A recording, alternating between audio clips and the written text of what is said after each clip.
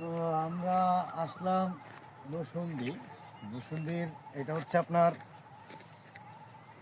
ওই কামরাবো একটা গ্রাম, কামরাবো বাজারের থেকে একটু ভিতরে। তো গ্রামের পরিবেশ খুবই মনোরম, একদম সবুজ, চতুর্পাশে ধান ক্ষেত, মাঝখানে ছোট একটা খাল। এখান দিয়ে ধানের এই বীজের ভিতরে আর কি পানি দেওয়া হয়, এটা দিয়ে আর কি। এটা হচ্ছে ধানের, এখান দিয়ে পানি প্রত্যেকটা এই যে ড্রেন সিস্টেম থাকে এবং দিয়ে যায়। তো খুবই মনোরম, এখন খুবই সন্ধ্যা, এই কুয়াশা ঘেরা আধারে। তো এখন মানুষের খুবই কোলাহল নাই, একদম পুরা ফকফকা সব কিছু। ভালো লাগতেছে। সাইডে আছে টমেটো ক্ষেত, টমেটোর বাগান।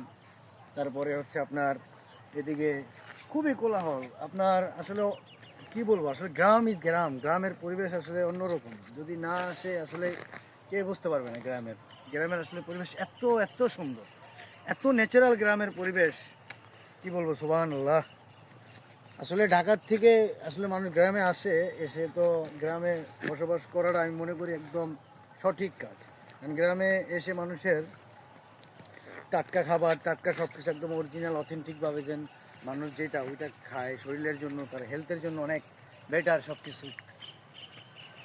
এই জন্যই বলি সবাই গ্রামে আসেন, গ্রাম উপভোগ করেন। গ্রাম হচ্ছে আসলে আমাদের একটা রক্তের সাথে, মানে আমাদের মাটির যেই টান, গ্রাম, এটা আসলে আমরা গ্রামে না আসলে কেউ আমরা উপভোগ করতে পারবো না। সবাই আসবেন, এটাই, সবাই গ্রামে আসবেন।